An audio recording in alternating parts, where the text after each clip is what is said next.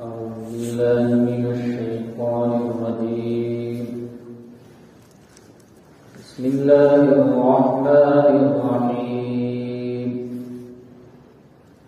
ليس عليكم جناح أن تبتغوا فضلا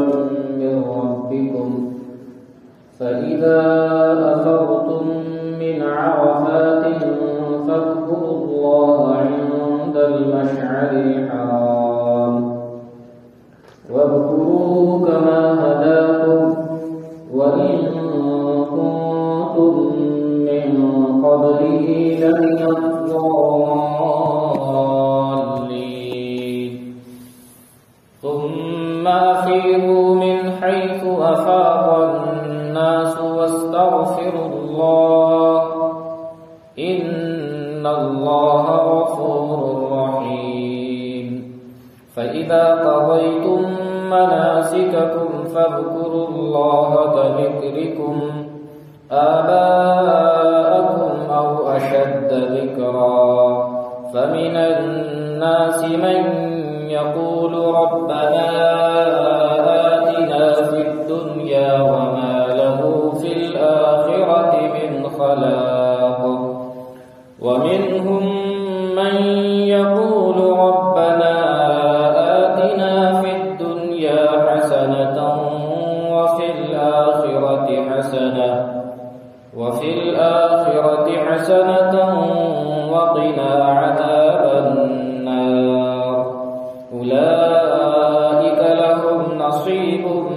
مما كسبوا والله سريع الحساب. واذكروا الله في أيام معدودات فمن تعجل في يومين فلا إثم عليه ومن تأخر فلا إثم عليه لمن اتقى. واتقوا الله واعلموا أنكم إليه تحشرون. صدق الله العلی العظیم. محترم بھائیوں اور عزیز ساتھیوں، درس قرآن کا جو سلسلہ چل رہا ہے اس میں حج کے بیان سے متعلق کچھ باتیں ذکر کی گئی تھی کہ حج جہاں ایک طرف مالی اور جسمانی عبادت ہے، یعنی اس میں مال بھی خرچ ہوتا ہے اور محنت بھی خرچ ہوتی ہے، وہیں حج ایک روحانی عبادت بھی ہے. اس لیے ہر وہ عمل جو روحانیت کے اوپر اثر انداز ہو یا اس کو برباد کر دے، اس مبارک عمل کے اندر، اس مبارک فریضے کے اندر اس سے بھی بچنے کا حکم دیا گیا ہے. چنانچہ پچھلی آیت میں اللہ تبارک و تعالی نے حج کے چند متعین دن بیان فرمائے اور پھر اس کے بعد یہ ارشاد فرمایا کہ جو شخص ان ایام میں، ان دنوں میں اپنے اوپر حج کو لازم کر لے، یعنی حج کا احرام باندھ لے، تو اس کو چاہیے کہ ہر چھوٹے بڑے ایسے عمل سے اپنے آپ کو بچائے جو حج کو خراب کرنے والے ہوں. 3 اعمال اللہ تعالیٰ نے اور 3 برائیاں اللہ تعالیٰ نے گنوائیں جو کہ بہت ساری برائیوں کی جڑ ہیں. ان میں سے پہلی برائی ہے کہ فلا رفث، حاجی حج کے دوران کوئی بھی رفث یعنی کوئی فحش کام، برا کام اور کوئی گندی عادت ان ایام کے اندر یا حج کی حالت میں نہ کرے. اب اس میں وہ تمام چیزیں داخل ہیں جو آدمی اور میاں بیوی کے درمیان کی جو حرکتیں ہوتی ہیں وہ سب اس کے اندر داخل ہیں. ولا فسوق، اور کسی بھی طرح کا فسق و فجور بھی حج کے دنوں میں حاجی کو نہیں کرنا چاہیے. ویسے تو عام دنوں میں بھی منع ہے، لیکن چونکہ ایک مبارک سفر ہے، مبارک عمل ہے، تو اس کے اندر اس سے اور ضرورت ہے۔ ولا فسوق، فسوق اور فسق ہر اس عمل کو کہتے ہیں جو کہ گناہ کا کام ہو۔ ولا جدال فی الحج، اور حج کے دنوں میں، حج کے سفر میں کسی بھی قسم کا لڑائی جھگڑا، چاہے وہ اپنے ساتھ حج کرنے والے لوگوں سے ہو یا مکہ مکرمہ اور مدینہ طیبہ پہنچ جانے کے بعد وہاں کے باشندوں سے ہو، یعنی کسی بھی قسم کا جھگڑا اور فساد حج کے ایام میں حاجی کو نہیں کرنا چاہیے۔ عام دنوں میں بھی اس کی ممانعت ہے، لیکن ان خاص دنوں میں زیادہ اس پر توجہ دلائی گئی ہے تاکہ انسان کی روحانیت متاثر نہ ہو، کیونکہ حج ایک ایسی عبادت ہے جو انسان کی اندرونی جو صفات ہیں، جو خوبیاں ہیں، جو اس کے اندر روحانی مرتبے اور درجے ہوتے ہیں، اس کے اندر بڑھوتری ہوتی ہے۔ قدم قدم پر روحانیت کے مراکز ہیں۔ سب سے پہلے تو خانہ کعبہ کے اوپر جب آدمی کی نگاہ پڑتی ہے تو اس کے دل کی دنیا ہی وہاں سے بدل جاتی ہے۔ پھر وہاں پر وہ تمام مقدس مقامات ہیں، جیسے حجر اسود ہے، مقام ابراہیم ہے، کعبہ شریف کے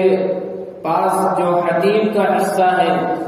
اسی طریقے سے مدینہ منورہ زادہ اللہ شرفا و کرامہ، بہت ہی مقدس اور وہ زمین کا سب سے محترم ٹکڑا ہے۔ یہاں تک علماء نے لکھا ہے کہ عرش اعظم سے بھی مقدس ہے زمین کا وہ حصہ، وہ ٹکڑا جو روضہ اقدس میں ہم سب کے آقا و مولا جناب محمد الرسول اللہ صلی اللہ تعالی علیہ وسلم کے جسد مبارک سے ملا ہوا جو حصہ ہے وہ عرش اعظم سے بھی افضل ہے، وہ کرسی سے بھی افضل ہے۔ تو اس لیے ان مقامات کی زیارت کرتے ہی انسان کے اندر روحانی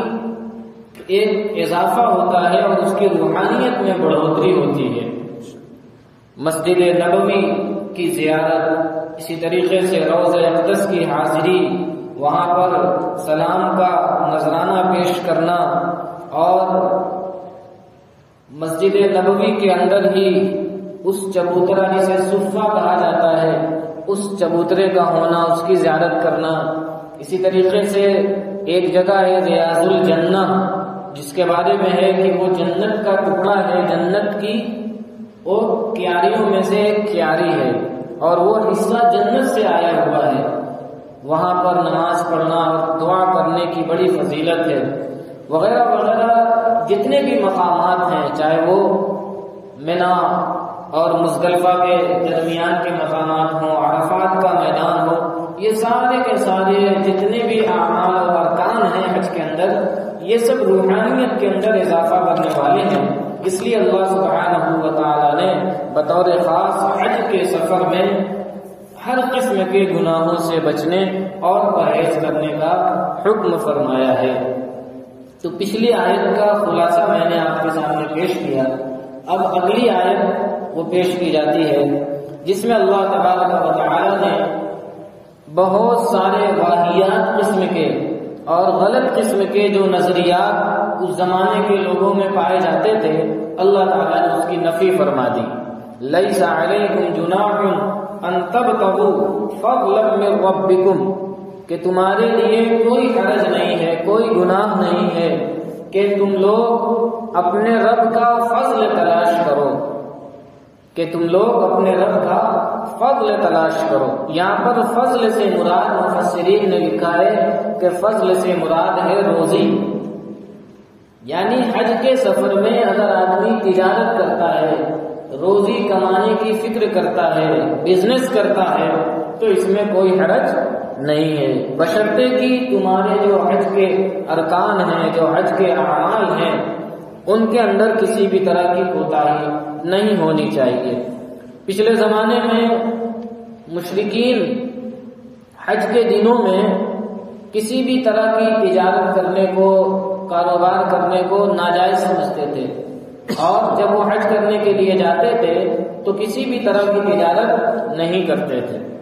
اسلام کے آنے کے بعد بھی مسلمانوں کو یہ شبہ ہوا، یہ خیال ہوا، یہ گمان ہوا کہ اگر ہم حج کے دنوں میں تجارت کریں گے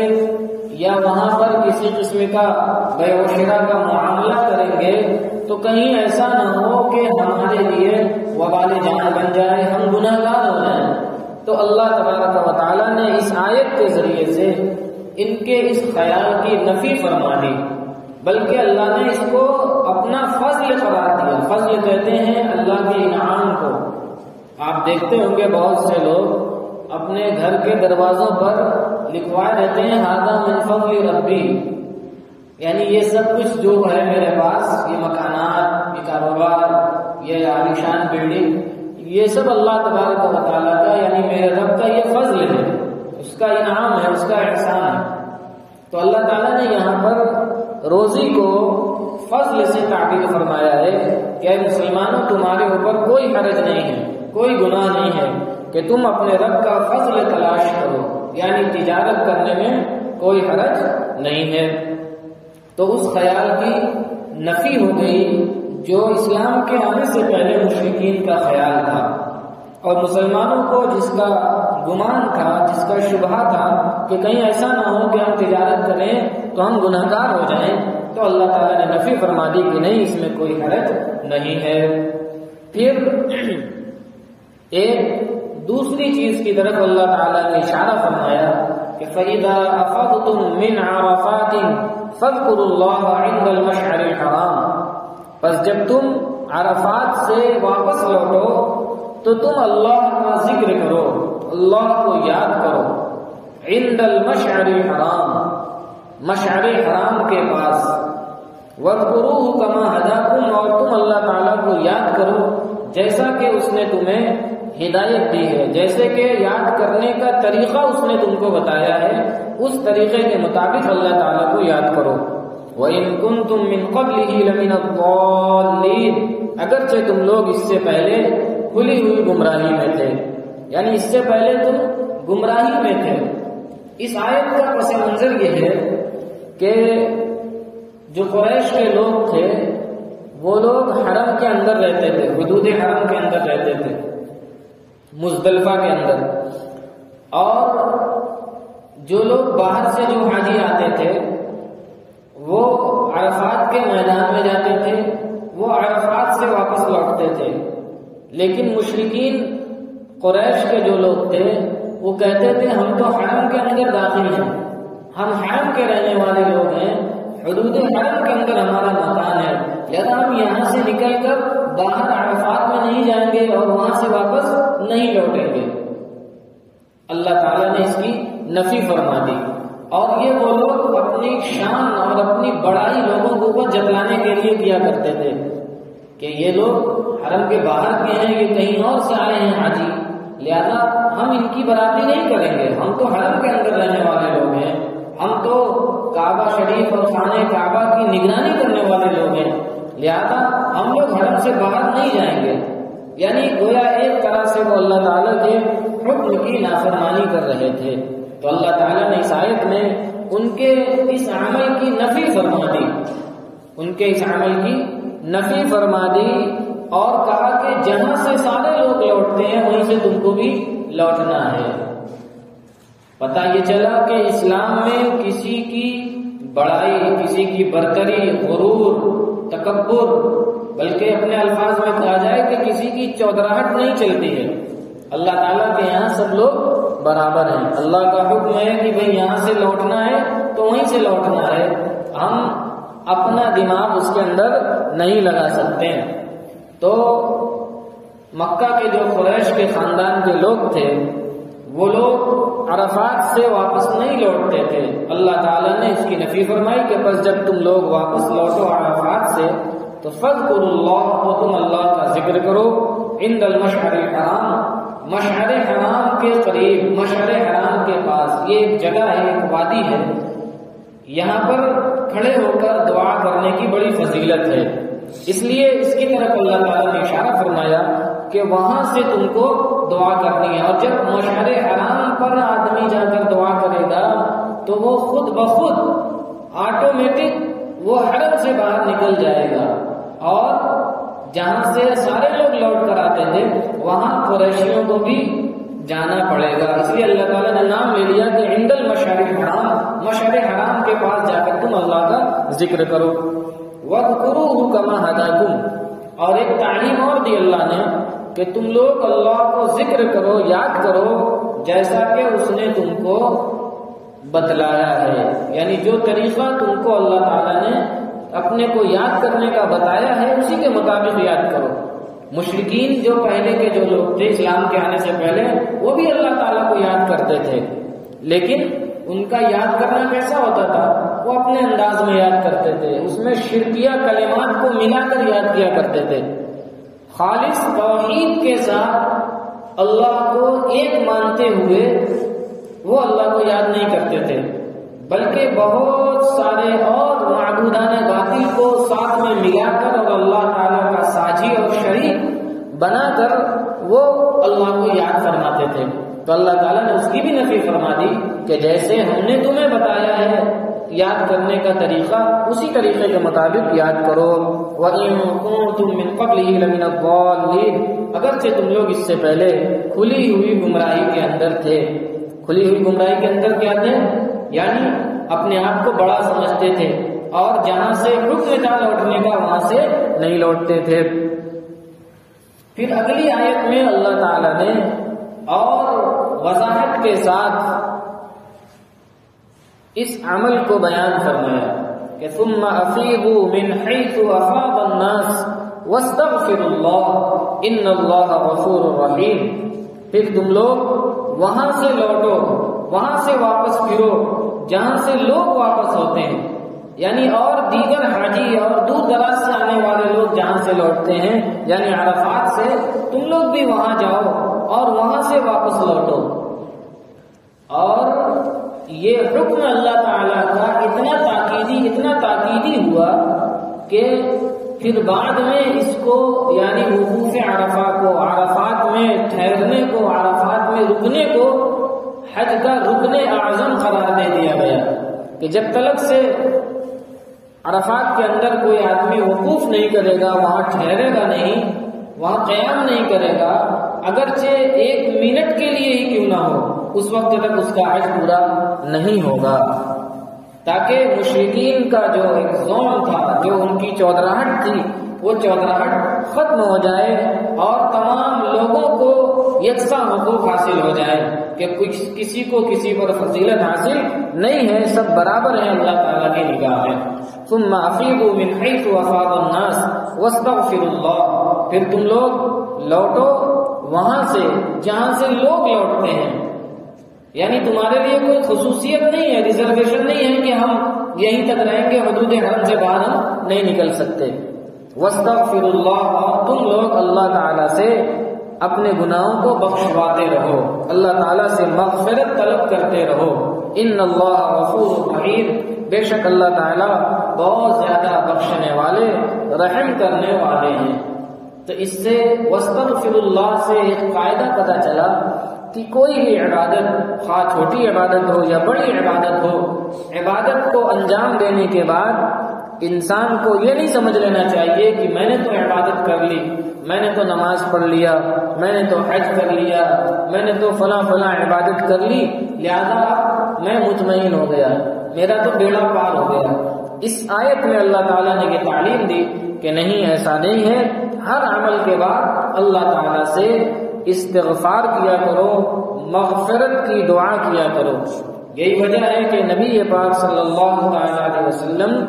نماز پڑھنے کے بعد جب سلام پھیرتے تھے تو سلام پھیرنے کے بعد حضرت صلی اللہ علیہ وسلم 3 مرتبہ استغفر اللہ استغفر اللہ استغفر اللہ پڑھا کرتے تھے. اور آپ نے اسی کی تعلیم بھی دی. ہر عمل کو کرنے کے بعد ہمیں استغفار کرنا چاہیے کہ اے اللہ، جیسا آپ کا حق تھا اور جیسی عبادت کا حق تھا ہم نے ویسی عبادت انجام نہیں دی، اس لیے جو کمی کوتاہی ہوئی ہو اس کو آپ بخش دیجیے. واستغفر اللہ ان اللہ غفور رحیم. اور تم لوگ اللہ تعالیٰ سے مغفرت طلب کیا کرو، بے شک اللہ تعالیٰ بخشنے والے، رحم کرنے والے ہیں. پھر اگلی آیت میں اللہ تعالیٰ نے ایک اور بری رسم کی نفی فرمائی ہے. فَإِذَا قَضَيْتُم مَّنَاسِكَكُمْ فَاذْكُرُوا اللَّهَ كَذِكْرِكُمْ آبَاءَكُمْ أَوْ أَشَدَّ ذِكْرًا۔ اور اس آیت میں اور اگلی آیتوں میں اللہ تعالیٰ نے دعا کرنے کا سلیقہ بتایا ہے کہ دعا کیسے مانگنا چاہیے، دعا کرنے کا طریقہ کیا ہونا چاہیے۔ اللہ تعالیٰ فرماتے ہیں فَإِذَا قَضَيْتُم مَّنَاسِكَكُمْ، بس جب تم اپنے حج کے ارکان کو پورا کر چکو، فَإِذَا قَضَيْتُم مَّنَاسِكَكُمْ، بس جب تم اپنے حج کے ارکان کو پورا کر چکو، یعنی تمہارا حج پورا ہو جائے اور حج کے تمام ارکان کو تم صحیح ادا کر چکو، تو کیا کرو؟ فَاذْكُرُوا اللَّهَ، تو تم اللہ تعالیٰ کو یاد کرو، اللہ تعالیٰ کا ذکر کرو۔ كَذِكْرِكُمْ آبَاءَكُمْ أَوْ أَشَدَّ ذِكْرًا، جیسا کہ تم اپنے آباء و اجداد کو یاد کیا کرتے تھے یا اس سے بھی بڑھ کر تم اللہ کو یاد کرو۔ اس آیت میں ایک رسم جو مشرکین کے اندر پائی جاتی تھی کہ جب وہ حج سے لوٹتے تھے تو ایک مقام پر کھڑے ہو کر اسٹیج لگا کر وہ لوگ اپنے آباء و اجداد کی تعریف کرتے تھے، ان کو فخریہ انداز میں پیش کرتے تھے اور ان کی شان میں قصیدے پڑھتے تھے، اشعار پڑھتے تھے، خوب ان کی تعریف کرتے تھے، جھوٹی سچی ہر طرح کی تعریف کرتے تھے۔ کوئی قبیلہ اپنے قبیلے والوں کی تعریف کرتا، دوسرا قبیلہ اپنے قبیلے والوں کی تعریف کرتا، یعنی ایک دوسرے کو نیچا دکھانے کے لیے اپنے اپنے قبیلے کی اور اپنے سرداروں کی، اپنے آباء و اجداد کی تعریف کیا کرتے تھے۔ تو اللہ تعالیٰ نے اس آیت میں فرمایا کہ تمام قسم کی تعریف وہ اللہ کے لیے ہے، لہذا جب تم حج کے کاموں سے فارغ ہو جاؤ تو جیسے اپنے آباء و اجداد کو یاد کرتے تھے اسی طرح اللہ کو یاد کرو، بلکہ اس سے بھی بڑھ کر اللہ کو یاد کرو۔ او اشد ذکر کا مطلب یہ ہے کہ جیسے تم اپنے آباء و اجداد کو یاد کرتے تھے اس سے بڑھ کر اللہ تعالیٰ کو یاد کرو۔ اور یاد کرنے کا حق بھی ہے کہ تمہارے آباء و اجداد کا تو تمہارے اوپر بس اتنا ہی احسان ہے کہ انہوں نے اس دنیا کے اندر وہ تمہاری پیدائش کا اور دنیا میں آنے کا ذریعہ بنے ہیں، لیکن اللہ تعالیٰ تو نہ صرف یہ کہ تمہارے ہی بلکہ تمہارے آباء و اجداد کا بھی خالق ہے، اس نے ان کو بھی پیدا کیا ہے، اس نے تم کو بھی پیدا کیا ہے، اور وہ رب ہے، وہ پالنے والا ہے، وہ سب کا پالنہار ہے، وہ روزی دینے والا ہے، وہ صحت دینے والا ہے، وہ طاقت دینے والا ہے، وہ ہر موڑ پر ہر موقع پر تمہاری ضرورت کا انتظام کرنے والا ہے، لہذا اس کا حق تو زیادہ ہے کہ تم اس کی تعریف کرو، اس کا ذکر کرو، اس کو یاد کرو اور اس کی بڑائی کو بیان کرو۔ لہذا تم نے چھوٹے فائدے کو دیکھا اور اپنے آباء و اجداد کی تعریف کی، ان کو یاد کیا، لیکن اللہ تعالیٰ جس نے تمہارے اوپر بھی احسان کیا، تمہارے آباء و اجداد کے اوپر بھی احسان کیا، ان کے آباء و اجداد کے اوپر بھی احسان کیا، بلکہ تمام انسانیت پر احسان کیا، تو تم کو اس کا ذکر اور زیادہ کرنا چاہیے بنسبت اپنے آباء و اجداد کے۔ فَإِذَا قَضَيْتُم مَّنَاسِكَكُمْ فَاذْكُرُوا اللَّهَ كَذِكْرِكُمْ آبَاءَكُمْ أَوْ أَشَدَّ ذِكْرًا، بس جب تم اپنے حج کے کاموں کو پورا کر چکو تو اللہ کو یاد کرو جس طرح تم اپنے آباء و اجداد کو یاد کرتے ہو یا اس سے بھی زیادہ۔ فَمِنَ النَّاسِ مَن يَقُولُ رَبَّنَا آتِنَا فِي الدُّنْيَا وَمَا لَهُ فِي الْآخِرَةِ مِنْ خَلَاقٍ، بس لوگوں میں سے بعض لوگ تو وہ ہیں جو کہتے ہیں اے ہمارے رب آپ ہمیں دنیا میں جو کچھ دینا ہو ہمیں دنیا میں دے دیجئے، وَمَا لَهُ فِي الْآخِرَةِ مِنْ خَلَاقٍ، اور آخرت میں ان کے لیے کوئی حصہ نہیں ہوتا۔ اب یہاں سے اللہ تعالیٰ نے دعا مانگنے والوں کا انداز بیان فرمایا ہے کہ دعا کرنے والے کتنی طرح کے لوگ ہوتے ہیں، تو کل ملا کر 3 قسم کے لوگ ہوتے ہیں جو دعا مانگتے ہیں، دعا کرتے ہیں۔ ایک قسم لوگوں کی وہ ہوتی ہے جو صرف دنیا ہی دنیا کو مانگتے ہیں کہ ہر وقت ان کو دنیا کا مال و دولت، دنیا کی عزت، دنیا کی برتری اور بڑائی، دنیا کے اندر عیش و آرام، ہر قسم کا چین و سکون، وہ سب ان کو دنیا کے اندر ہی چاہیے، اور جب بھی وہ ہاتھ اٹھاتے ہیں تو وہ دنیا ہی دنیا مانگتے ہیں اللہ تعالیٰ سے۔ دوسری قسم مانگنے والوں کی اللہ تعالیٰ سے ان لوگوں کی ہے جو اللہ تعالیٰ سے صرف اور صرف آخرت مانگتے ہیں، کہ اے اللہ ہمیں آخرت میں نجات عطا فرما، اے اللہ ہمیں جہنم کے عذاب سے محفوظ فرما، اے اللہ ہمیں قبر کے عذاب سے محفوظ فرما، اے اللہ ہمیں آخرت میں سرخ روئی نصیب فرما۔ یعنی وہ صرف اور صرف آخرت کی بھلائی مانگتے ہیں، آخرت کے لیے دعا کرتے ہیں۔ اور تیسری قسم مانگنے والوں کی ان لوگوں کی ہے جو اللہ تعالیٰ سے دنیا بھی مانگتے ہیں، دنیا کا خیر اور دنیا کی بھلائی بھی مانگتے ہیں، اور آخرت کی بھلائی اور آخرت کا خیر بھی مانگتے ہیں۔ اللہ تعالیٰ نے ایسے لوگوں کی تعریف فرمائی ہے کہ جو لوگ درمیان کے ہیں، یعنی ان کے اوپر صرف دنیا کا غلبہ نہیں ہے اور نہ صرف ان کے اوپر آخرت کا غلبہ ہے، بلکہ وہ دنیا اور آخرت دونوں کو اللہ تعالیٰ سے مانگتے ہیں، اور اللہ تعالیٰ ایسے لوگوں کو پسند بھی فرماتے ہیں۔ تو جو لوگ اللہ کے گھر گئے، اللہ کے سامنے حاضر ہوئے، خانہ کعبہ کے پاس کھڑے ہو کر جہاں دعائیں قبول ہوتی ہیں اور اللہ تعالیٰ سے صرف اور صرف دنیا کو مانگتے ہیں، تو اللہ تعالیٰ فرماتے ہیں کہ بتاؤ میرا بندہ میرے پاس آیا، میرے گھر آیا، اور میرے ہی گھر میں آ کر وہ مجھے نہیں مانگتا، یہ نہیں مانگتا کہ اللہ تو میرا ہو جا، میں تیرا ہو جاؤں، اور جتنی بھی بھلائی ہے دنیا آخرت کی وہ سب مجھے عطا فرما دے، بلکہ وہاں جا کر بھی انسان اللہ تعالیٰ سے دنیا ہی کا سوال کرتا ہے اور دنیا کو مانگتا ہے۔ یہ اللہ تعالیٰ کو پسند نہیں ہے۔ اللہ تعالیٰ اسے دنیا تو دے دیں گے کہ ٹھیک ہے تو دنیا مانگتا ہے تو لے، دنیا لے لے،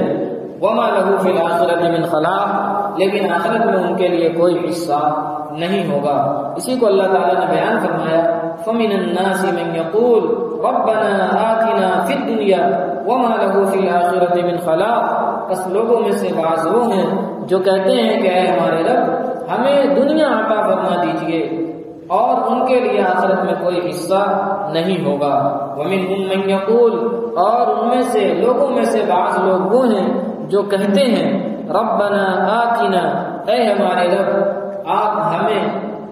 ربنا آتنا فی الدنیا حسنہ، اے ہمارے رب آپ ہمیں دنیا کے اندر بھی خیر و بھلائی عطا فرمائیے، وفی الآخرۃ حسنہ، اور آخرت کے اندر بھی خیر و بھلائی نصیب فرمائیے، وقنا عذاب النار، اور ہمیں آخرت کے عذاب سے بچا دیجیے۔ ایسے لوگوں کو اللہ تعالیٰ پسند فرماتے ہیں۔ اور پھر اللہ تعالیٰ نے فرمایا اولئک لہم نصیب مما کسبوا، یہی ہیں وہ لوگ جن کے لیے حصہ ہے جو کچھ انہوں نے کمایا، یعنی جو کچھ بھی وہ اعمال کرتے ہیں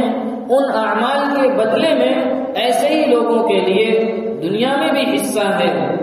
دنیا میں بھی خیر ہے، دنیا میں بھی بھلائی ہے، اور آخرت میں بھی ایسے لوگوں کے لیے خیر اور بھلائی ہے۔ اولئک لہم نصیب مما کسبوا، یہی لوگ ہیں جن کے لیے ان کے اعمال کا بدلہ ہے۔ واللہ سریع الحساب، اور اللہ تعالی جلد حساب لینے والے ہیں۔ واللہ سریع الحساب، اور اللہ تعالی جلد حساب لینے والے ہیں۔ اس کا دو مطلب ہو سکتا ہے۔ ایک مطلب تو یہ ہے کہ جب اللہ تعالیٰ حساب و کتاب کے لیے سب کو جمع فرمائیں گے تو اللہ تعالیٰ کو حساب لینے میں دیر نہیں لگے گی، چٹکی میں کام ہو جائے گا، اور اللہ تعالیٰ بہت جلد سب کا حساب و کتاب لے کر فارغ ہو جائیں گے۔ واللہ سریع الحساب۔ اور دوسرا مطلب یہ ہے کہ اللہ تعالیٰ جلد حساب لینے والے ہیں، یعنی تم یہ نہ سمجھو کہ قیامت بہت دور ہے، بلکہ قیامت بہت قریب ہے، اور بہت جلد قیامت قائم ہونے والی ہے، اور اللہ تعالیٰ بہت جلد حساب لینے والے ہیں۔ واللہ سریع الحساب، اور اللہ تعالیٰ جلد حساب لینے والے ہیں۔ پھر اس کے بعد آخری آیت جو میں نے تلاوت کی تھی، اس کے اندر اللہ تعالیٰ حج کے دنوں کے پورا ہونے کے بعد، یعنی 10 ذی الحجہ کو، 9 ذی الحجہ کو وقوف عرفہ ہوتا ہے، اور اسی دن حج پورا ہو جاتا ہے۔ پھر 10 ذی الحجہ کو مینا جانا رہتا ہے، وہاں پر قربانی ہوتی ہے، اور قربانی کے بعد پھر ایک عمل باقی رہ جاتا ہے رمی کا۔ پھر قربانی کے بعد 11 اور 12 اور 13 ذی الحجہ جو 3 تاریخ ہے، جسے ایام تشریق بھی کہا جاتا ہے، جس میں ہر نماز کے بعد ذوق سے تکبیر کہی جاتی ہے، تو ان دنوں کے اندر اگر کوئی شخص وہیں رہتا ہے مینا کے اندر 2 دن اور تیسرے دن سے پہلے ہی لوٹ آتا ہے، یا 3 دن پورا وہاں رہتا ہے اور تینوں دن اللہ کا ذکر کرتا ہے، تلبیہ پڑھتا رہتا ہے، اور جمرات جو پتھر بنے ہوئے ہیں اور جنہیں شیطان کہا جاتا ہے کہ شیطانوں کو کنکری ماری جاتی ہے، رمی جمرات اس کو بولتے ہیں عربی میں، اگر رمی جمرات کرتا ہے تینوں دن تو اس میں کیا حرج ہے؟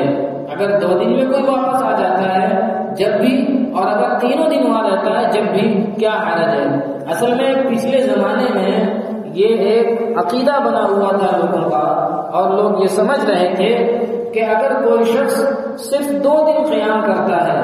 اور 2 دن قیام کرنے کے بعد واپس چلا جاتا ہے تو کیا اس کا حج ہوگا کہ نہیں ہوگا،